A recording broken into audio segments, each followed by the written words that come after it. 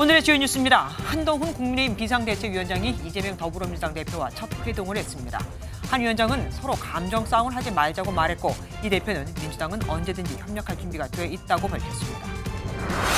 윤석열 대통령의 김건희 특검 거부권 행사 예고에 더불어민주당은 권한쟁의 심판도 검토하겠다며 수용 압박에 나섰습니다. 국민의힘은 거부권 행사 후 재표결을 해도 이탈표는 없을 것이라고 맞섰습니다. 최근 3년간 국회의원들이 거래한 가상자산 규모가 600억 원을 넘는다는 권익위 특별조사 결과가 나왔습니다. 일부 의원은 가상자산 내역을 제대로 신고조차 하지 않은 것으로 드러났습니다. 올해 소비자 물가가 지난해 대비 3.6% 오르며 2년 연속 고물가 흐름을 이어갔습니다. 공공요금과 농산물 가격 인상이 물가 상승을 부추긴 것으로 분석됐습니다.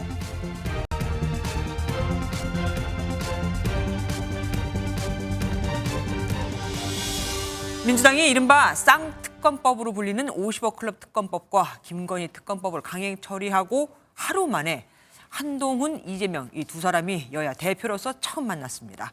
이들은 현재 각각 여야의 대표이기도 하지만 각종 여론조사에서 차기 대통령 적합도 1, 2위를 다투고 있기도 하죠. 한 위원장은 이 자리에서 서로 무용한 심겨루기나 감정 싸움을 하지 말고 결정할 게 있으면 둘이 신속하게 결정하자고, 이 대표는 협력할 준비가 돼 있다고 했지만 기자들 앞에서조차 묘한 신경전이 벌어지기도 했습니다.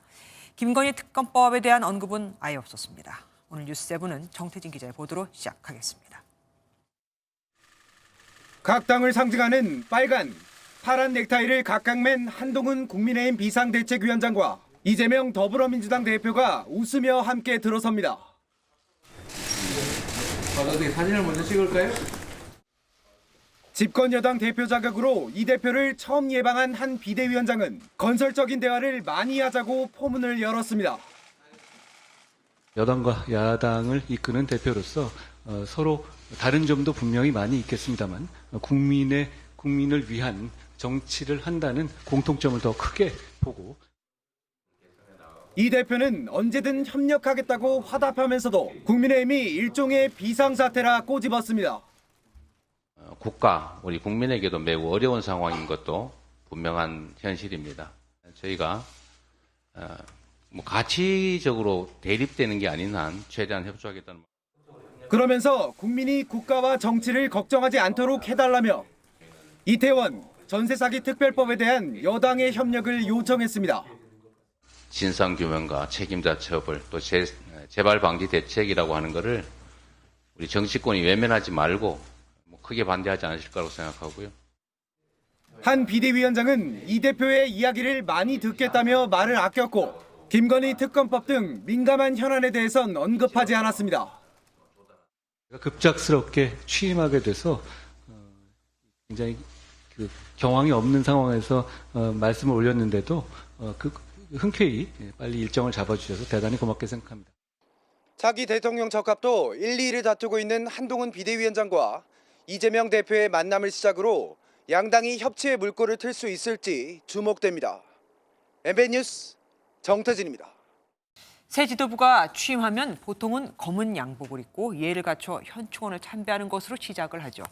그런데 한동훈 국민의힘 비대위원장은 좀 달랐습니다. 첫 외부 일정이 종교계 원로 조문이었거든요.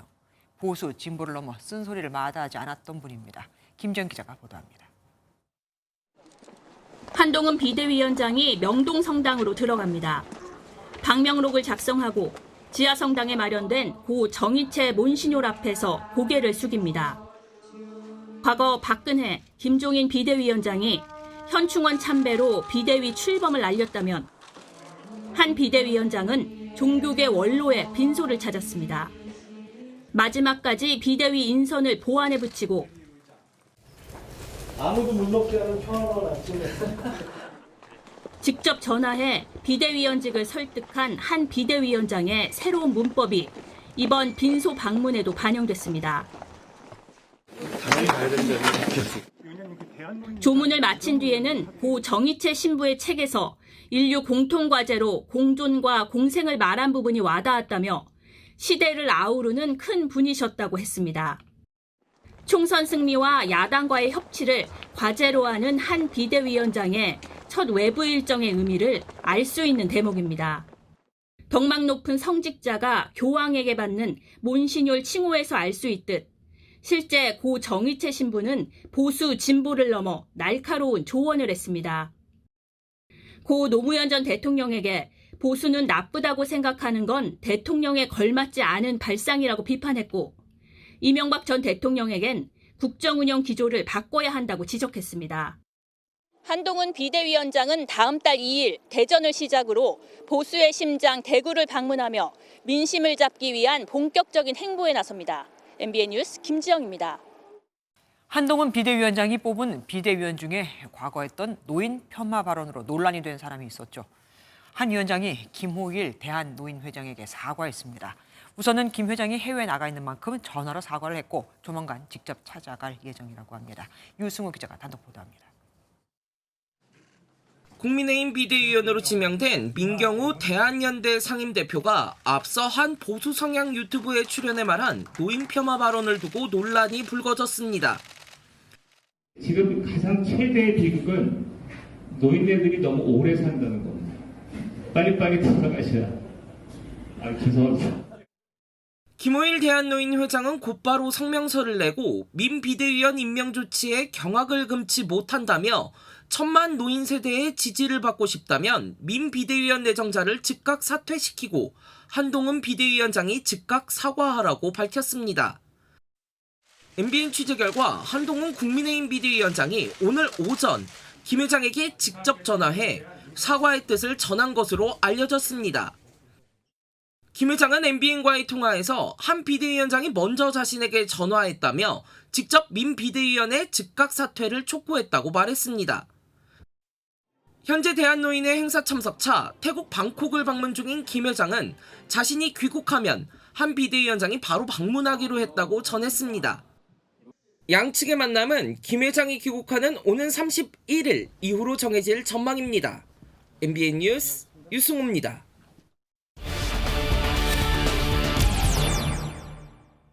오늘 뉴스 추적은 국회 출입하는 민지숙 기자와 함께하겠습니다. 어서 오십시오.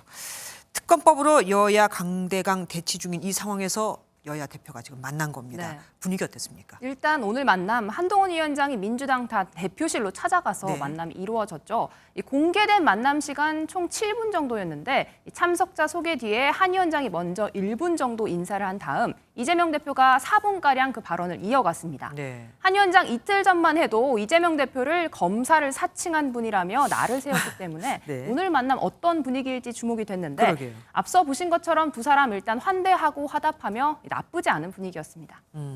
특검법과 관련한 예민한 얘기는 아예 안 했다면서요. 네, 이어진 이 비공개 회담에서도 특검법의 티귿자도 나오지 않았다라고 합니다. 첫 상견례 자리인 만큼 민감한 현안에 대한 언급은 최대한 피한 것 같은데요. 하지만 한 위원장 이 회담을 마치고 나와서 취재진 앞에서는 특검법이 총선용 악법이라는 입장 변함이 없다는 것을 강조했습니다. 혹시 김건희 특검법 관련해서 좀 의견을 표출하신 게 있을까요? 안에서요? 네. 특별한 그런 얘기는 없었습니다. 그 법은 총선을 그걸로 뒤덮고 국민들의 선택권을 침해하겠다는 명백한 악법입니다. 비대위원장으로 오늘 첫 공식 일정을 한 거 아니겠습니까? 네. 그런데 굉장히 바빠 보여요. 맞습니다. 이재명 대표 만나기 전에 처음으로 국회의장을 가장 먼저 만났습니다. 여의도 사투리 쓰지 않고 5천만 언어 쓰겠다 밝혔던 한 위원장, 정치인으로서의 첫 공식 행보였는데요. 공직에 오래 몸담았다가 정치권에 뛰어든 공통점이 있는 두 사람이죠. 선배인 김진표 의장의 조언에 한 위원장 새겨듣겠다 이렇게 답했습니다. 대화와 타협을 통해서 이 갈등을 조정하는 정치의 그 본령을 해나가려면 그런 상대방의 말을 경청하고 그리고 상대방의 입장에 서서 역지사지하려는 자세. 그게 역시 제일 필요하구나. 충돌이 없을 수 없는 시기이지만 그럼에도 불구하고 말씀하신 그런 정신 잘 생각하면서 공통점을 잘 찾고 대화와 타협을 정신을 더 배우겠습니다. 검사도 아니고 장관도 아니고 이제 진짜 정치인이 되겠다는 것 같습니다. 오늘 첫 번째 비대위 회의에서 꺼낸 발언도 화제가 되고 있어요. 맞습니다. 오늘 정말 바쁜 하루였는데요. 한 위원장 삼국지 정치하지 말자 이런 발언을 했습니다. 네. 어떤 내용인지 직접 듣고 오시죠. 우리 내부에서 궁중, 암투나 합종 연행하듯이 사극 짓고 삼국지 정치하지 말자는 겁니다. 사극은 어차피 늘 최수종 씨 거고 제갈량은 결국 졌습니다. 네, 선거 이제 100일 조금 더 남았죠. 우리는 소수고 상대인 민주당은 똘똘 뭉쳐있다. 정략적으로 싸우는 제갈량은 결국 졌으니까 총선 앞두고 당 내부에서 암투를 벌이며 싸우지 말자 이런 뜻인데요. 네. 이 자리에서 한 위원장 최수종 씨뿐만 아니라 농구의 피벗 플레이를 해야 한다. 또 소설 모비딕의 한 구절을 인용하는 등 이 다양한 분야를 언급했습니다. 네. 이런 언어 기존 정치권에서는 찾아보기 힘들었던 한동훈식 표현이었다라는 평가가 나옵니다.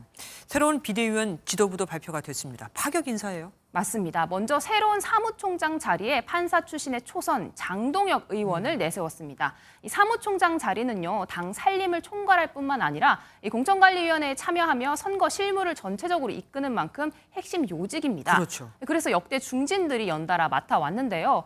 직전 이만희 사무총장만 해도 일단 재선이었습니다. 이 초선 의원에게 총장직을 맡긴 건 한 위원장이 강조한 이 세대 교체를 상징하는 파격 발탁으로 해석이 되고 있습니다. 당 싱크탱크인 여의도연구원장은 여론조사 전문기자 출신인 홍영림 씨가, 대변인 역할은 인재 영입으로 들어온 호준석 전 YTN 앵커가 각각 맡게 됐습니다. 예, 지금까지 민지숙 기자와 함께했습니다. 고맙습니다.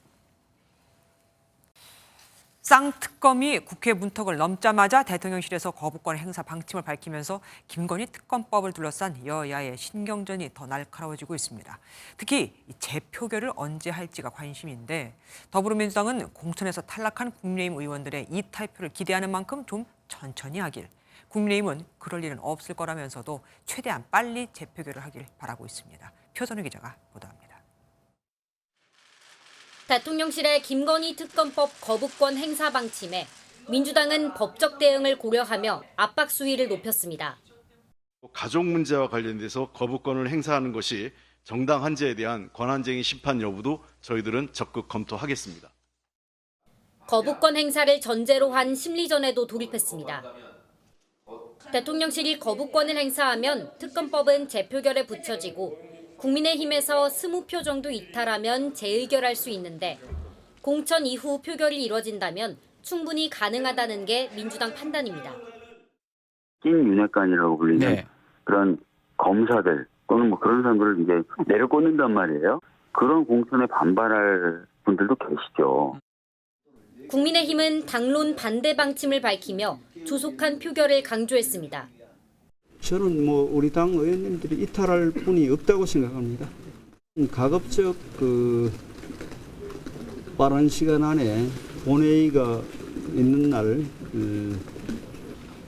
재표결을 해서 재표결 시점이 내년 국민의힘 총선 공천과 맞물린 만큼 민주당 셈법에 따라선 대치 전국이 장기화될 전망입니다. MBN 뉴스 표선우입니다. 더불어민주당은 임혁백 고려대 명예교수를 공천관리위원장으로 임명하고 본격적인 총선 준비에 돌입했습니다. 진보 정치학자로 개파색이었다는 평가도 나오지만 과거 임 교수가 이 대표 지지를 호소하고 이 대표의 대선 자문단에도 속했던 만큼 혁신에 찬물을 끼얹는 인선이라며 또 친명 인사라며 비명계가 반발하고 있습니다. 장명훈 기자입니다. 원로 진보계열 정치학자로 평가되는 임혁백 위원장은 김대중 노무현 정부에서 정책자문위원 등으로 활동해왔습니다. 원외 인사가 민주당 공천관리위원장으로 뽑힌 건 지난 19대 총선 이후 12년 만입니다. 친명 비명 간 갈등이 최악으로 치닫자 아예 외부 인사를 인선해 공천 불공정 논란을 잠재우겠다는 의도로 보입니다. 투명하고 공정한 공천관리 업무를 이끌어줄 것을 기대하고 있고요. 그리고 변화를 주도하는 민주당, 이기는 민주당이 될 수 있도록. 당내 반응은 엇갈립니다. 비교적 균형감 있는 인사라는 평가가 나오는 반면 비명계를 중심으로 임 교수가 지난 대선 경선 당시 이재명 후보의 자문그룹인 세상을 바꾸는 정책 2022의 위원으로 활동한 만큼 친명계라는 반발이 나오는 겁니다. 비명계 한 의원은 친명 딱지가 없는 인사를 인선해야 했다며 혁신에 찬물을 끼얹었다고 혹평했고 또 다른 비명계 의원은 관심 바뀌다며 냉랭한 반응을 보였습니다. 마지막 화합 카드로 꼽혔던 공천관리위원장 인선에 대한 걱정과 우려가 엇갈리는 가운데 민주당은 순차적으로 공천관리위원도 임명할 방침입니다. MBN 뉴스 장명훈입니다. 제3지대 신당 창당 움직임도 본격화하고 있습니다. 국민의힘에선 지난 3월 전당대회에서 이준석계 후보로 출마했던 천아용인 멤버, 천하람 당협위원장과 이기인 경기도 의원이 탈당해 이준석 신당 합류를 선언했고, 더불어민주당에선 육선 이석현 전 의원이 탈당하며 이낙연 신당행을 예고했습니다. 아직까지 양쪽 다 현역 국회의원은 없습니다. 서영수 기자입니다. 지난 27일 탈당을 선언한 이준석 전 국민의힘 대표의 뒤를 이어 천하용인 멤버 천하람 당협위원장도 당을 떠났습니다. 깊은 고민 끝에 내부에서 단시간 내에 국민의힘을 근본적으로 개혁하는 것은 매우 어려운 일이라고 판단했습니다. 4시간 뒤엔 이기인 경기도의회 의원이 신당 합류를 선언했습니다. 우리 당의 못된 습관들은 더 이상 고쳤을 수 없는 지경입니다. 천하용인 멤버 중 김용태 전 청년최고위원은 당에 남기로 한 가운데 마지막 남은 허은하 의원은 다음 주 입장을 내겠다고 밝혔습니다. 민주당에서는 육선의 이석현 전 국회 부의장이 탈당했습니다. 이 전 부의장은 다음 주 거취 표명을 예고한 이낙연 전 대표가 실질적인 창당 작업에 들어간 상태라고 밝혔습니다. 새해가 되면 바로 본격적인 창당에 들어갈 수 있기 위해서 기본 준비를 제가 지금 하고 있다는 뜻입니다.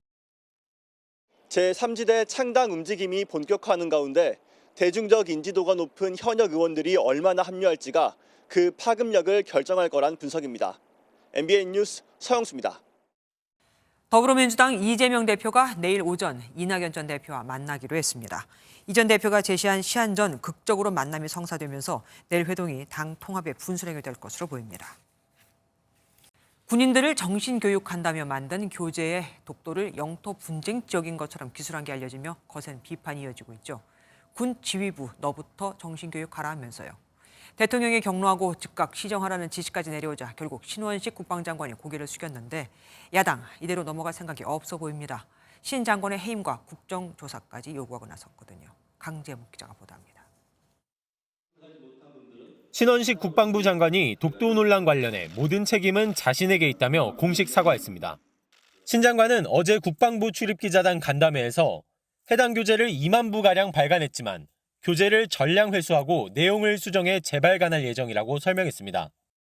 또 윤석열 대통령의 전방부대 시찰을 수행하는 동안 질책을 받았고 교재에 그런 기술을 한 것에 대해 어이없어 하셨다고 전했습니다. 하지만 민주당은 신 장관의 해임을 비롯해 국정조사를 통한 철저한 진상규명을 촉구했습니다.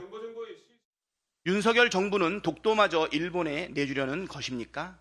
독도를 지도에서 빼먹더니 아예 영토 분쟁 중인 지역으로 기술한 것으로 확인됐습니다. 한 시민단체는 황당하고 기막힌 내용을 교재에 기재한 사실조차 몰랐다는 것은 직무유기라며 신 장관 등을 경찰에 고발했습니다. 자문위원이 교재를 감수하기로 했지만 이 교재를 보완하는 데 최소 수개월이 걸릴 것이란 전망이 나옵니다. MBN 뉴스 강재묵입니다.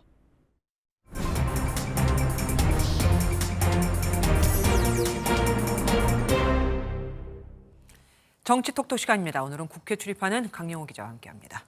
어서 오십시오. 김건희 특검법 이 통과가 그 여파가 오늘까지도 계속되고 있습니다. 그런데 이 와중에 민주당에선 권한쟁의 심판 얘기가 나왔어요. 네, 어제 쌍특검 통과 직후에 대통령실에서 곧장 거부권 행사 의사를 밝혔잖아요. 그렇죠. 그런데 특검 대상이 대통령의 부인 김건희 여사라는 점에서 거부권 행사의 대상이 될 수가 없다는 겁니다. 정치권에서 권한쟁의 심판 얘기가 나오는 게 사실 한두 번 얘기는 아닙니다. 네, 여야 간 첨예한 대립이 있을 때마다 권한쟁의 심판은 단골 메뉴로 등장을 했었는데요. 지난해 4월 국민의힘은 검수완박 법안 심의 과정에서 자신들의 심의 표결권이 침해됐다며 국회를 상대로 권한쟁의 심판을 청구했습니다. 이에 대해 헌재는 지난 3월 법안이 무효가 아니라는 결론을 냈었고요. 네. 하지만 여야를 막론하고 계속되는 권한쟁의 심판을 두고 비판의 시선도 적지 않습니다. 이 정치가 대화와 타협이라는 본령은 다하지 못한 채 사법부 판단에만 의존한다는 겁니다. 그렇죠. 또한 사법부 판단이 있을 때까지 특정 이슈를 끌고 가기 위해 권한쟁의 심판 등을 이용한다는 지적도 제기됩니다. 이슈의 생명력을 길게 만들 수도 있다는 의미가 있기 때문에 정치의 사법화라는 의미도 물론 부여할 수 있겠지만 사법의 정치 도구화라는 의미도 사법의 정치 도구와 참 와닿습니다. 다음 거 보겠습니다. 북한 김정은 위원장이 갑자기 왜 나옵니까? 네, 국가정보원이 어제 내년 초 북한이 대남 도발을 감행할 수 있다고 밝혔는데요. 맞아요. 내년 4월 총선과 12월 미국 대선 등 주요 정치 일정이 예정된 만큼 어느 때보다 도발 가능성이 높다는 겁니다. 그런데 이를 두고 국민의힘에서 민주당을 향한 경고의 메시지가 나왔습니다. 북한이 노골적으로 총선 개입 의지를 표명한 만큼 민주당도 더 이상 경솔한 말과 행동으로 북한에 잘못된 신호를 보내는 일이 없어야 하겠습니다. 방금 조금 경솔한 말과 행동이라고 했잖아요. 뭘 말하는 거죠? 네, 민주당은 선거를 앞두고 정부 여당이 북한 이슈를 제기할 때마다 제2의 총풍이다, 북풍이다 이런 비판을 했었는데요. 이걸 염두에 두고 한 발언으로 보입니다. 이 총풍 사건이란 지난 1997년 대선을 앞두고 한나라당 이회창 후보의 지지율을 올리기 위해 일부 인사들이 북측에 대남 도발을 요청한 사건입니다. 이번 국정원의 발표를 두고도 비슷한 반응이 나왔습니다. 내년 총선을 앞두고 안보 이슈를 부각시키기 위한 차원으로 정부 여당이 공포 분위기를 유발하고 있다는 겁니다. 총선 전, 국지전이라도 일어나는 겁니까? 북한이 도발해 주기를 바라고 있습니까? 총선용 제2의 총풍 사건이 그립습니까? 총선이 다가오고 있는 건 맞는가 봅니다. 다음 이슈 보겠습니다. 윤석열 대통령이 박근혜 전 대통령을 또 만났습니다. 네, 올해 들어서 세 번째 만남인데요. 그러게요. 서울 한남동 관저에 도착하는 박근혜 전 대통령을 윤 대통령이 직접 맞이했습니다. 아유, 장시간 차를 타셨네. 괜찮으세요? 예, 잘 왔습니다. 네, 2시간 20분 동안 오찬을 했고 그 뒤 10분 정도 함께 관저를 산책했습니다. 대통령실은 박 전 대통령의 건강은 괜찮은지, 서울에는 얼마나 자주 오는지 등을 대화를 나눴다고 전했습니다. 이 두 사람은 지난 10월 26일 박정희 전 대통령 추도식 때 그리고 지난달 7일 대구의 박 전 대통령 사저에서 만났었죠. 네. 이번 만남은 지난 대구 방문 때 윤 대통령이 서울로 한번 모시겠다고 약속하면서 이루어졌습니다. 다만 오늘 대통령실이 제공한 사진과 영상에는 김건희 여사의 모습은 보이지 않았습니다. 아무래도 특검법 같은 걸 고려한 거겠죠. 네, 지금까지 정치부 강영호 기자와 함께했습니다. 고맙습니다. 지난 5월 김남국 의원의 가상자산 거래 논란 이후 국민권익위원회가 현 국회의원들의 가상자산 보유 내역을 전수조사한 결과가 나왔습니다. 사고판 누적 규모만 각각 600억 원이 넘었죠. 일부 의원들은 갖고 있는 가상자산을 누구에게서 받은 것인가조차 밝히지 못했고 이 중 3명은 가상자산과 관련이 있는 상임위에서 입법 심의에 참여하기도 했습니다. 안병수 기자입니다. 21대 국회의원 가운데 김남국 의원을 포함해 18명이 가상자산을 보유한 것으로 조사됐습니다. 이 중 11명은 최근 3년간 도합 1,200억 원이 넘는 규모의 가상자산을 거래했습니다. 국민권익위원회에 따르면 해당 의원들이 임기 중에 사고판 가상자산 누적 금액은 각각 625억 원, 631억 원에 달합니다. 이 중 약 90%는 김 의원의 거래액이라고 권익위는 설명했습니다. 다른 의원들의 매매 규모는 상대적으로 적지만 소명되지 않은 대목이 있다는 점이 문제입니다. 누구에게 어떻게 제공받았는지, 입출금 관계가 불분명하고 거래 상대방이 직무 관련자인지 여부를 추가로 확인할 필요가 있습니다. 특히 10명은 국회법상 등록 의무를 어기고 가상자산을 무단으로 보유한 사실이 이번에 적발됐습니다. 일부는 코인 보유 사실을 몰랐거나 가상자산으로 인식하지 못했다고 해명한 걸로 알려졌습니다. 이들 중 3명은 가상자산과 관련이 있는 상임위에서 관련 입법사항 심의에 참여해 논란이 예상됩니다. 권익위는 가상자산 등록 금액과 비율을 국회 규칙으로 정하고 비상장 자산 누락 방지 대책을 마련하라고 국회에 요청했습니다. MBN 뉴스 안병수입니다. 최근 몇 년간 코인 광풍이라고 할 만큼 가상자산 투자 열기가 뜨거웠고 앞서 보신 것처럼 일부 의원들도 이 광풍에 뛰어들었죠. 사회정책부 강세영 기자와 좀 더 자세한 얘기 나눠보겠습니다. 어서 오십시오. 강 기자, 600억 원이면 진짜 어마어마한 금액입니다. 의원들이 이 돈을 진짜 다 투자했다는 겁니까? 네, 이게 누적 금액으로 표기되면서 600억 원이라는 그 액수가 나왔는데요. 사실 이게 의원 11명이 600원을 다 넣은 건 아니고 넣다 뺐다, 그러니까 샀다 팔았다를 반복한 금액을 다 합산한 게 600억 원입니다. 네. 그래도 이제 작은 액수는 아니죠. 근데 각각 600억 원이니까 합해서는 1,200억 원이겠네요. 네, 맞습니다. 이제 산 것만 600억 원, 이제 판 것도 네. 다 평면 이렇게 되는 거고요. 또 이게 근데 적은 금액은 아닌데 또 코인이 한동안 규제 바깥에 놓이면서 투기나 검은 돈을 세탁하는 수단이라는 지적이 많았잖아요. 네. 그곳에 현역 의원들이 뛰어들었다는 점에서 국민들이 곱지 않은 시선을 보내고 있는 건 사실입니다. 무엇보다 법을 만드는 국회의원들 아니겠습니까? 네. 그럼 뭐 이해 충돌 문제 같은 건 없었을까요? 사실 그 부분에 대한 지적이 가장 많았습니다. 가상자산을 거래한 3명이 유관 3위에서 소속돼 관련 입법을 심의한 사실이 이번에 확인됐는데요. 권익위는 그것 자체가 위법은 아니라는 입장입니다. 현행법상 공직자가 이해충돌 우려가 있는 업무를 맡으면 이걸 알리고 회피 신청을 해야 하지만 예외가 있습니다. 네. 바로 불특정 다수를 대상으로 하는 법률을 만들거나 바꾸는 활동이 예외 대상인데요. 권익위는 의원들의 활동이 여기에 포함된다고 판단한 겁니다. 네. 다만 법 위반이 아니라고 해도 입법 과정에 업계의 로비가 없었는지를 더 살펴봐야 한다는 주장이 나옵니다. 중요한 부분입니다. 그리고 사실 이게 참 궁금합니다. 국회의원들이 그래서 코인 거래로 실제로 수익을 얼마나 냈습니까? 이것도 권익위에 제가 한번 확인을 해봤는데요. 국회의원으로 다 돈을 버는 건 아니었습니다. 가장 돈을 많이 번 의원이 8,300만 원을 벌었고요. 예. 반대로 1억 5천만 원까지 잃은 의원도 있다고 합니다. 어쨌든 이게 자꾸 문제가 되니까 그러니까 공직자들 재산 등록 때 반드시 가상 자산도 포함해라 이렇게 만든 거 아니겠습니까? 12월부터요. 네. 허점은 없을까요? 네, 맞습니다. 이달 14일부터 국회의원과 고위공직자들의 가상자산 등록을 의무화한 법이 시행됐는데요. 이들이 보유한 가상자산의 종류와 수량, 소득원을 모두 밝혀야 합니다. 네. 다만 가상자산이 아직 주식처럼 백지신탁 대상이 아니라는 점에서 여전히 투기나 자금 은닉 수단이 될 수 있다는 지적이 나옵니다. 자금 세탁 가능한 부분이기 때문에 더 엄격하게 어느 정도는 매매 또는 백지 신탁을 하도록 하는 법 제도 개선이 필요할 것 같아요. 가상자산 시장은 갈수록 커지고 또 여기에 투자하는 공직자도 늘고 있는 만큼 효과적인 관리 감독 방법이 무엇인지 고민이 필요해 보입니다. 하긴 신고 기간이 정해져 있으니까 그때 그 기간만 팔아버리면 또 모를 수 있는 거 아니겠습니까? 지금까지 강세현 기자와 함께했습니다. 고맙습니다. 정부는 지난 1992년부터 매달 독립을 위해 힘썼던 운동가들을 선정해왔고 다가오는 갑진년 1월의 독립운동가로는 이승만 초대 대통령을 선정했습니다. 일각에서는 선정을 철회해야 한다는 의견까지 나오는데 보훈부는 대통령이 아닌 독립운동가로서 평가한 것이라며 여론을 달래고 있습니다. 그럼 왜 이제서야 30년이 지나서야 선정을 한 걸까요? 김세희 기자입니다. 이승만 초대 대통령이 이달에 독립운동가로 선정된 건 국가보훈부가 발표하기 시작한 지 32년 만입니다.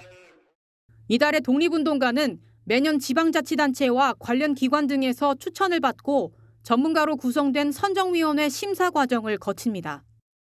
이 전 대통령은 그동안 추천받지 못하다가 이번에 처음으로 이승만 기념사업회의 추천을 받았습니다. 저희들은 지금까지 추천을 해도 받아들이지 않을 것이다 하는 것 때문에 적극적이지 못했다는 그런 흔적은 있죠. 하지만 야권은 이 전 대통령이 재임 기간 중 여러 과오가 있는 만큼 이번 선정이 역사 쿠데타라며 강하게 반발하고 있습니다. 한강 인도교 폭파, 4.4 오입 개헌, 3.15 부정선거 등 이승만 전 대통령이 저지른 범죄들이 눈 감아줄 수 있는 실수로 보이나 봅니다. 보훈부는 이 전 대통령의 선정 배경에 대통령 재임 기간의 공적이 아닌 독립운동가의 공적을 평가한다고 설명했습니다. 또 무장독립운동과 독립운동의 양대 산맥이었던 외교 독립운동이 조명되지 못한 부분을 주목했다고 덧붙였습니다. MBN 뉴스 김세희입니다. 정치적 중립성 시비로 감찰을 받던 현직 부장검사가 총선 출마를 위해 사표를 내고 출판 기념회까지 준비한 데 대해 이원석 검찰총장이 추가 감찰을 주문했습니다. 어제 낸 사직서도 수리하지 않았죠. 추석 명절을 앞두고 지인들에게 총선 출마를 시사하는 듯한 문자 메시지를 보낸 사실이 알려져 논란을 빚었던 바로 그 검사입니다. 박은채 기자입니다. 김상민 서울중앙지검 형사구부장검사는 지난 10월 국정감사에서 추석 명절을 앞두고 지인들에게 총선 출마를 시사하는 듯한 문자 메시지를 보낸 사실이 밝혀져 정치적 중립성 논란을 일으켰습니다. 현직 검사가 마치 뭔가 정치적 활동을 위한 준비를 하고 있는 것 같은 문자를 본인 고향 지역 사람들한테 쭉 뿌렸어요. 김 부장 검사는 어제 사직서를 냈는데 출판 기념회 게시물을 SNS에 업로드하는 등 정치 활동을 준비한 정황이 보이자 오늘 대검찰청이 즉각 처분을 내렸습니다.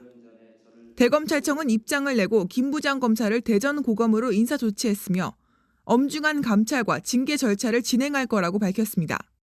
어제 대검찰청 감찰위원회는 김 부장 검사에 대한 징계 대신 검사장 경고로 마무리하자는 의견을 제출했는데 조치가 강화된 겁니다. 김 부장 검사가 정직 이상의 중징계를 받게 되면 국가공무원법상 사표 수리가 불가능합니다. 다만 사표가 수리되지 않더라도 공천을 받고 총선에 출마하는 건 가능합니다. 앞서 2021년 4월 대법원은 울산시장 선거 개입 사건으로 기소돼 사직서가 수리되지 않은 상태에서 출마해 당선된 황운하 의원에 대한 당선 무효 소송에서 수리 여부와 관계없이 사직원 접수 시점에 직을 그만둔 걸로 간주된다고 판결했습니다. 김 부장 검사는 창원 지역에 출마를 고려하고 있습니다. 김 부장 검사는 감찰 소식이 알려지고 MBN에 추가 감찰을 하겠다고 하는 상황이라 입장을 밝히기가 곤란하다고 했습니다. MBN 뉴스 박은치입니다. 대학원생이 지도교수로부터 폭언을 들었다며 극단적인 선택을 했습니다. 갑작스러운 동생의 죽음으로 충격에 빠진 오빠 역시 숨졌는데 해당 교수는 견책 처분을 받은 게 다입니다. 이 교수, 폭언과 관련해 자신을 조사한 직원들에겐 직장 내 괴롭힘을 당했다며 민형사상 고발까지 해 직원 한 명은 퇴사하기까지 했죠. 한여희 기자가 보도합니다. 지난 1월 서울의 한 사립대 대학원생인 24살 A씨는 지도교수를 따라 미국 연수 프로그램에 참여했습니다. 그런데 해당 교수는 A씨가 학부생들을 잘 통솔하지 못한다는 취지로 폭언을 한 것으로 전해졌습니다. 귀국한 A씨는 환청과 환각을 가족들에게 호소한 것으로 알려졌는데 스스로 짧은 생을 마감했습니다. 3일째 되는 날 연락이 왔는데 애가 벌써 말하고 하는 게 이상해진 거예요. 자기는 이제 잘릴 것 같다. 죽을 수밖에 없는 것 같다. 이에 대학 측도 조사에 나섰는데 유족들은 지도교수가 조사 과정에서 잘못을 인정하기는커녕 2차 가해성 발언을 했다고 주장했습니다. 고등학교 때 왕따였던 아이였고 그다음에 조현병이 있는 아이였는데 부모가 제대로 치료를 안 해가지고 이렇게 간 거다. 자긴 책임 없다. 동생의 갑작스러운 죽음에 괴로워하던 오빠 역시 지난 5월 극단적 선택을 했습니다. 대학 인권위는 교수의 폭언과 2차 가해를 모두 인정해 학교 징계위원회에 해임과 정직 등 중징계를 요구했습니다. 하지만 해당 교수는 조사가 부당했다며 인권팀 직원들을 상대로 민형사상 소송을 제기했는데 대학 측은 지난달 이 교수에게 가장 낮은 수준의 징계인 견책 처분을 내렸습니다. 경찰은 해당 사건에 대해 정확한 경위를 파악하고 있습니다. MBN 뉴스 한여입니다. 건강기능식품 판매 업체를 운영하는 여 에스더 씨가 최근 불법 과대 광고를 했다는 의혹으로 경찰에 고발됐죠. 여 씨는 아니라고 주장했지만 식품의약품안전처는 법 위반 광고가 있었다고 밝혔습니다. 일반 식품을 판매하면서 질병의 예방, 치료에 효과가 있는 것처럼 광고를 했다 이겁니다. 전남주 기자입니다. 가정의학과 전문의와 방송인으로 활동 중인 여 에스더 씨가 운영하는 온라인 쇼핑몰입니다. 아미노산 화합물의 일종이자 대표적인 항산화제 중 하나인 글루타치온 제품을 판매 중인데 상품 후기가 수천 개 이상 달릴 정도로 반응이 뜨겁습니다. 지난달 식약처 전직과장 A씨는 검증되지 않은 내용을 질병 예방과 치료에 도움되는 것처럼 소비자를 속였다며 여 씨를 경찰에 고발했습니다. 이후 식약처는 허위 과장 광고에 해당하는지를 살펴봤는데 그 결과 소비자들이 단순 식품을 건강기능식품으로 오해할 수 있다고 판단했습니다.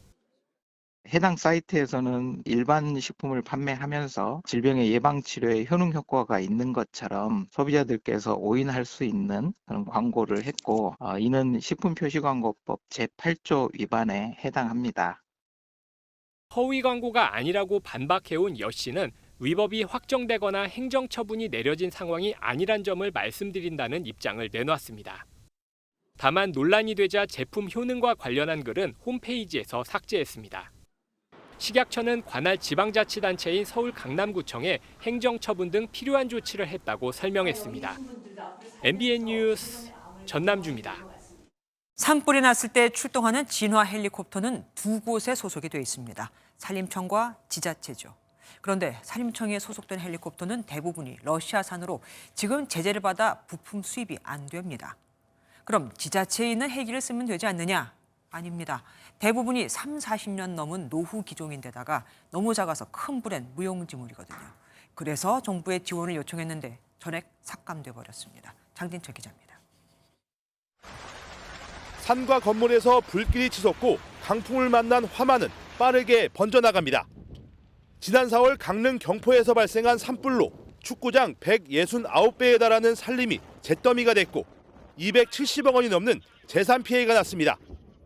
피해가 눈덩이처럼 불어난 건 강풍으로 산불 초기에 진화헬기를 투입하지 못했기 때문입니다. 내년에는 상황이 더 심각해질 수 있습니다. 산림청 주력 헬리콥터 러시아산 KA-32, 일명 카모프 헬기의 절반인 15대가 발이 묶이게 생겼습니다. 이 카모프 헬기는 담수량이 많고 채공 시간도 길어 산불 진화에 빠질 수 없는 기종입니다. 러시아와 우크라이나 전쟁 탓에 정기검사를 담당할 러시아 기술자 입국이 불가능한 데다 러시아산 부품 수입마저 금지됐습니다. 러시아 군수공장에서 제작이 되기 때문에 부품 공급이 최근 한 거의 1년 이상 지금 전혀 들어오지 않고 앞으로도 이게 언제 들어올지 모르는. 산림청은 대안으로 미국과 오스트리아에서 대형 헬기 7대를 빌려오는 방안을 추진 중입니다. 설상가상으로 초기 진화에 투입하는 지방자치단체 소속의 임차 헬리콥터 상황도 위태롭습니다. 강원도의 경우 내년도 임차 헬기 8대 가운데 6대가 30년 이상 된 낡은 기종이고 2대는 40년도 넘었습니다. 문제는 돈입니다. 만약에 새 거를 도입을 하자 그러면 할 수는 있습니다. 근데 15억이 아닌 40억 이상의 금액을 지출을 해야 되는 거죠. 정부에 30억 원을 지원 요청했지만 기획재정부는 전액 삭감했습니다. 지난해 강원도 양양에서 추락한 진화헬기는 47년 된 기종입니다. MBN 뉴스 장진철입니다. 천문학적인 금액의 피해를 안기는 기술 유출 범죄가 기승을 부리고 있습니다. 올해 검거된 산업기술 유출범은 5년 새 최대인 149명을 기록했죠. 뭐가 문제일까요? 대부분이 아예 실형을 받질 않습니다. 처벌을 받아도 남는 장사니 우선 시도해보는 겁니다. 이혁재 기자가 보도합니다. 반도체 핵심 기술을 유출한 혐의로 구속된 전 삼성전자 부장 김모 씨입니다. 수백억대 리베이트 받은 거 맞으세요? 국가 핵심 기술로 지정된 삼성전자의 반도체 공정 정보를 중국으로 빼돌린 김 씨의 범죄로 삼성전자는 2조 원이 넘는 경제적 피해를 입었다는 분석도 나옵니다. 기술 유출의 위협을 받는 건 대기업뿐 아니라 중소기업도 마찬가지입니다. 회사 자료 600페이지를 빼돌렸어요. 10수년 된 전문가들이 만든 자료를. 기술 유출 사범은 올해 149명이 검거됐는데 최근 5년 새 가장 많은 숫자입니다. 기술 유출 범죄의 징역형은 최대 6년이지만 실형을 선고받는 경우는 적습니다. 실제로 지난 2017년부터 5년간 산업기술보호법 위반을 다룬 1심 판결 가운데 실형을 선고받은 사건은 6% 정도에 불과합니다. 피해 금액을 정확히 계산해 범죄의 심각성을 드러내야 한다는 목소리도 나옵니다. 연구가 상대적으로 부진하다 보니까 객관적으로 인정받을 수 있는 기술의 가치의 어떤 평가가 제한적이어서 지금이라도 이 융합적인 연구를 통해서 미국에선 기술 유출 범죄에 15년 이하의 징역형을 내리고 있고 범죄 피해액의 크기에 따라 33년이 넘는 징역형도 선고될 수 있습니다. 경제 성장을 이끄는 중요 기술들이 해외로 유출되는 일이 없도록 처벌 강화 등 방지 대책이 실제로 마련되는지 관심이 필요해 보입니다. MBN 뉴스 이혁재입니다. 최근 공화당 대선 후보 가운데 지지율이 급부상한 니키 헤일리 전 유엔 대사가 역사 문제로 구설에 올랐습니다. 남북 전쟁을 얘기하며 노예제 얘기를 뺀 겁니다. 미국 대선 경선이 치열해지면서 후보자들 발언에 대한 검증도 거세지고 있습니다. 워싱턴에서 최준락 특파원입니다. 1861년부터 1865년까지 벌어진 남북전쟁. 노예제를 지지하던 남부주들이 미합중국의 분리를 선언한 것이 도화선이 됐습니다. 이러한 역사적 정서를 묻는 질문에 니키 헤일리 전 대사는 모호한 답변을 내놨습니다. I mean, I think the cause of the Civil War was basically how government was going to run, the freedoms and what people could and couldn't do. 관련 질문에 비슷한 답변을 한 것은 이번이 처음은 아닌데 노예제를 거론하지 않은 이유를 지적하자 오히려 질문 의도를 문제 삼았습니다. 최근 상승세를 타고 있는 헤일리 전 대사의 역사인식 논란에 바이든 대통령은 남북전쟁은 노예제에 대한 것이라고 지적했습니다. 같은 당인 공화당 경선 후보인 디센티스 플로리다 주지사도 깜짝 인기가 헤일리의 역사인식 문제를 드러냈다고 비판했습니다. Not that difficult to identify and acknowledge the role slavery played in the Civil War. 논란이 거세지자 헤일리 전 대사는 남북전쟁은 노예제에서 비롯된 것이라며 물러섰습니다. Of course the Civil War was about slavery. We know that. That's unquestioned, always the case. 미국 대선 경선이 다가오고 경쟁이 치열해지면서 후보자들의 발언에 대한 검증과 논란은 계속될 전망입니다. 워싱턴에서 MBN 뉴스 최중락입니다. 이스라엘과 하마스 전쟁이 3개월 가까이 이어지면서 특히 어린이들의 피해가 극심합니다. 어린이 옷을 벗기고 수색하는 영상까지 공개되면서 인권 침해 논란까지 일고 있는데 이스라엘은 무기나 폭탄 소지 여부를 조사하기 위해서 옷을 벗도록 한다는 일반적인 입장만 내놓고 있습니다. 최희지 기자가 보도합니다. 속옷만 입은 사람들이 두 손을 머리 위로 올린 채 이동합니다. 골대 앞에서 눈이 가려진 채 무릎을 꿇고 있는 사람들도 있습니다. 언뜻 봐도 어린이 여러 명이 포함돼 있고 심지어 갓난아이까지 눈에 띕니다. SNS를 통해 확산한 이 영상은 이달 중순 가자시티 한 축구장에 잡혀온 가자지구 주민들로 알려졌습니다. 이스라엘군의 무차별 폭격에 이제는 어린이 인권 침해까지 심각해지고 있습니다. 심지어 무너진 건물에서 겨우 구조되거나 심하게 다쳐 생사를 오가는 어린이도 많습니다. 300 Palestinians, including 77 children, have been killed in the occupied West Bank. 간신히 목숨을 건진 아이들도 기본적인 의식주를 위협받고 있습니다. 천막 생활은 기본이고 그마저도 없어 비닐집에서 사는 어린이가 허다합니다. 당장 먹을 음식이 없어 물로 배를 채우는 건 일상이 됐습니다. 이런 참혹한 상황이 알려지면서 지난 27일 뉴욕에서는 휴전 촉구 시위도 벌어졌습니다. 시위대는 갓난아이 시체를 형상화해서 들거나 어린이의 죽음은 손실이란 피켓을 들며 전쟁의 참혹함을 강조했습니다. 국제사회 목소리와 달리 이스라엘에서는 전쟁 후 가자지구 구상을 위한 회의가 돌연 취소되는 등 종전 기미가 보이지 않고 있습니다. MBN 뉴스 최희지입니다. 당장 이번 주말부터 치킨 시키면 많이 놀라실 듯합니다. 업계 1위 BHC마저 가격을 올리면서 이제 유명 프랜차이즈 치킨은 죄다 2만 원을 훌쩍 넘었거든요. 여기에 부쩍 오른 배달비까지 더하면 부담이 이만저만이 아닙니다. 선민 음식도 옛말이 된 거죠. 정혜린 기자가 보도합니다. 국내 주요 치킨 프랜차이즈 중 유일하게 만원대 메뉴를 유지하던 BHC가 오늘부터 가격을 올렸습니다. 18,000원이던 대표 메뉴는 21,000원으로 오르는 등 최대 3,000원이 올랐습니다. 앞서 BBQ와 교촌도 지난해부터 올해 상반기까지 가격을 올려 이미 2만 원대를 넘은 바 있습니다. 지배한 역할을 한 거는 주문 단계와 배달 대행이에요. 유통 단계가 두 개가 더 생긴 거예요. 통계청 조사에 따르면 배달비 절반 가까이가 3,000원대지만 최대 7,000원으로 치킨 한 마리에 3만 원 가까운 금액이 지갑에서 빠져나갑니다. 많이 올라서 2만 원 중반대 거의 후반대여가지고 시켜 먹기 조금 부담스러워서 조금 기피하게 되는 것 같습니다. 좀 집에서 잘 안 시켜 먹게 되는 것 같아요. 갈수록 치솟는 치킨값에 소비자들은 시장 통닭으로 발길을 돌리기도 합니다. 이렇게 직접 시장에 오면 아직 통닭 한 마리를 10,000원에 살 수 있는데요. 배달한 치킨의 채 반값이 안 됩니다.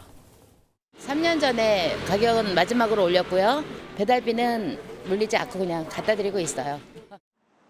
고물가의 치킨 가격과 배달비가 동시에 오르며 더 이상 치킨을 국민 배달 음식이라 부르기 무색해졌습니다. MBN 뉴스 정혜린입니다.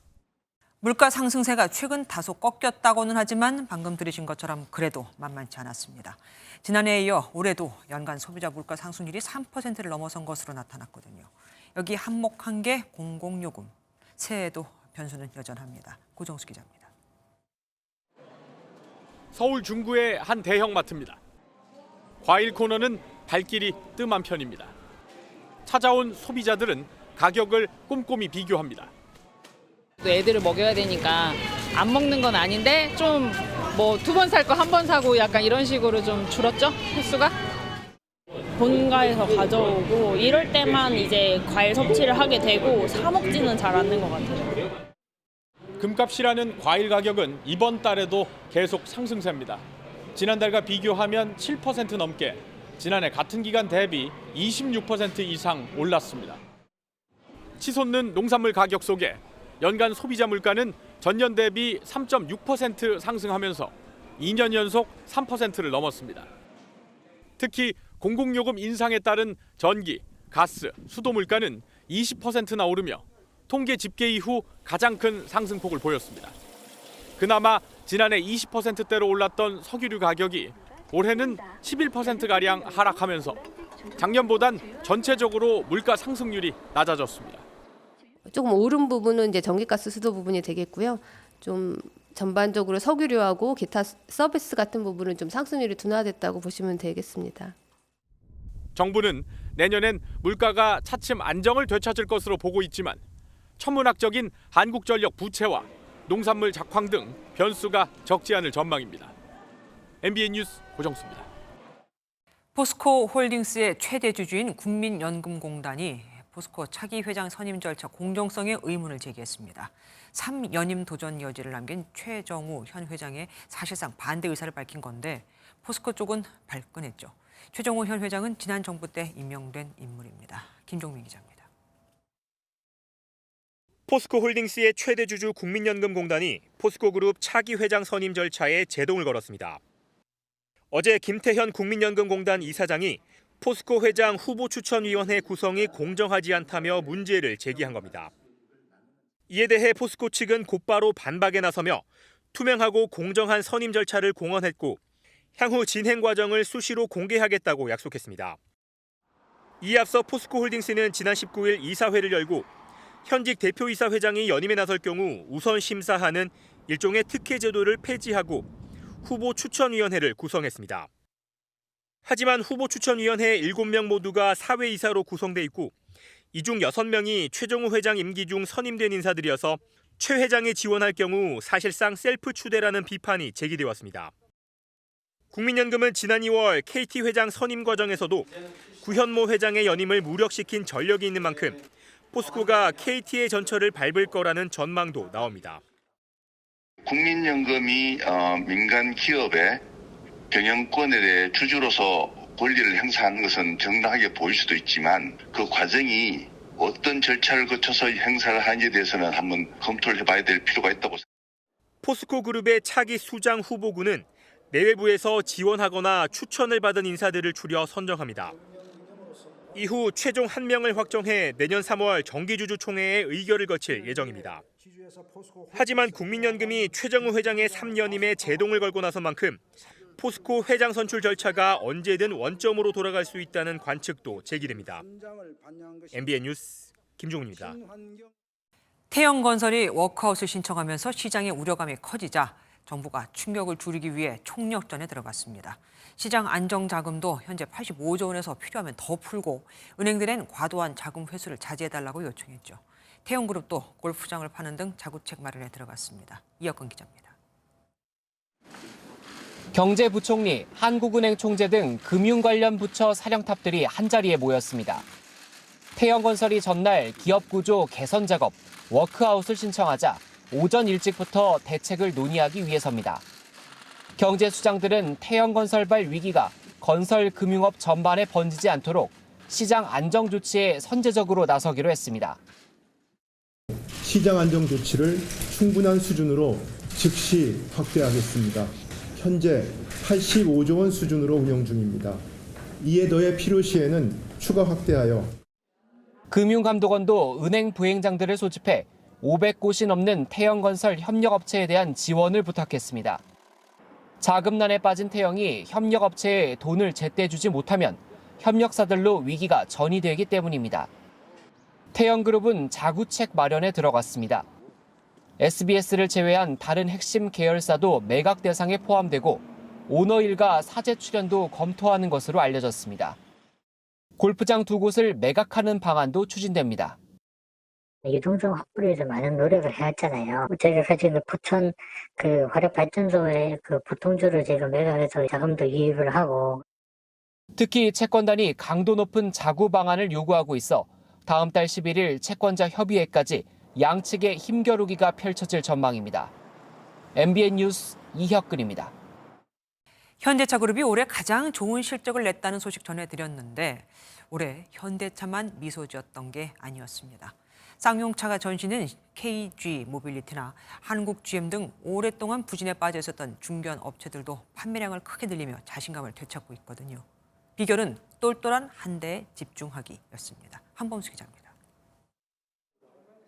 자동차 전 시장을 찾은 고객이 구매 희망 차종을 이리저리 살펴봅니다. 출고 시점이 빠르고 가성비가 좋다는 점이 마음을 사로잡습니다.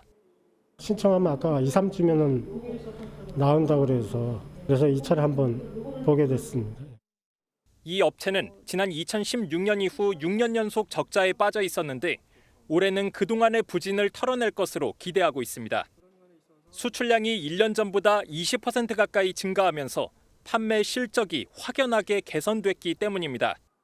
다목적으로 쓸 수 있는 그런 SUV 차종들이 좀 나가고 있습니다. 주로 한 20, 30대가 많이 찾고 있습니다. 첫 차 구매죠. 8년 동안 적자를 기록해온 또 다른 업체는 판매량이 지난해보다 70% 넘게 증가했습니다. 두 회사의 선전 배경에는 이른바 똘똘한 한 대 전략이 있었습니다. 판매 차종을 무리하게 늘리지 않고 잘 만들 수 있는 차종 하나에 집중해 경쟁력을 높인 겁니다. 이 업체는 상대적으로 가격이 낮고 전비가 좋은 중형 SUV 전기차를 주력 차종으로 선택해 호응을 얻고 있습니다. 비용은 절약하면서 다양성을 키우는 방법이 한두 차종을 중심으로 파생 기종을 늘리고 옵션을 늘리는 방법인데, 다만 전사적인 역량을 쏟아부은 신차가 실패하면 큰 후유증에 시달릴 수 있다는 점은 업계의 고민거리로 남아 있습니다. MBN 뉴스 한범수입니다. 드라마 파리의 연인에서 애기야 가자라는 대사로 유명했던 배우죠. 박신양 씨가 화가로 변신했습니다. 데뷔 28년차 배우가 아닌 신인 작가로 대중 앞에 선 박신양 작가를 김문영 기자가 만났습니다. 배우 박신양이 합판 위에 칠을 합니다. 캔버스를 사지 않고 처음부터 나무를 직접 자르고 송진이 묻지 않게 손수 처리도 합니다. 사서 쓰면 너무 정교하게 잘 만들어져 있으면 망가뜨리면 안 될 것 같은 그런 조마조마함이 싫어서 처음부터 제가 하는 거죠. 영화 달마야 놀자와 범죄의 재구성 등의 다양한 캐릭터를 위해 운동과 악기를 배울 정도로 완벽주의자 같은 모습을 보인 연기파 배우는 어느 순간 대중 앞에서 사라졌습니다. 10년 동안 그림에 빠져 180여 점을 그리면서 몰두한 것은 그리움이었습니다. 친구가 그리웠는데 그림을 계속 그리더란 말이죠. 원형질적인 그리움. 어쩌면 태어나기 이전에 어디서 왔는가에 대한. 여러 번의 허리 수술의 여파에다 갑상선 기능 한증증에도 시달렸지만 끝까지 붓을 놓지 못했습니다. 그리고 싶으니까요. 그게 끝이에요, 사실은. 정말로 그래요. 그게 다예요. 극중 캐릭터가 아닌 자신의 모습으로 대중과 소통하고 싶었던 인간 박신양은 캔버스를 선택했습니다. 매일 와서 작업하는 모습을 관객이 볼 수 있도록 개방하는 미술관에서의 전시회를 기획한 것도 같은 이유에서입니다. 자신의 이야기를 하려고 최근 서강대 대학원의 철학 새내기가 된 박신양은 짐을 지고 살아가지만 가는 길에 몰입하면서 묵묵하게 앞으로 나아가는 당나귀에 자신을 투영합니다. 전생이 있었으면 저는 당나귀였지 않을까? 우직하고 바보스럽고 저도 그걸 담고 싶고. MBN 뉴스 김문영입니다. 올해 마지막 주말 전국에 눈이나 비가 내리겠습니다. 특히 이번 눈은 중부지방에 집중되겠는데요. 눈은 내일 오전부터 오후 사이 강하게 쏟아지겠습니다. 수도권에 2에서 7cm, 강원 내륙에 10cm 이상, 강원 산간 지역에도 20cm 이상의 큰 눈이 예상됩니다. 이 눈이 일요일까지 이어지면서 올해 마지막 해넘이를 보기는 어려운 곳이 많겠습니다.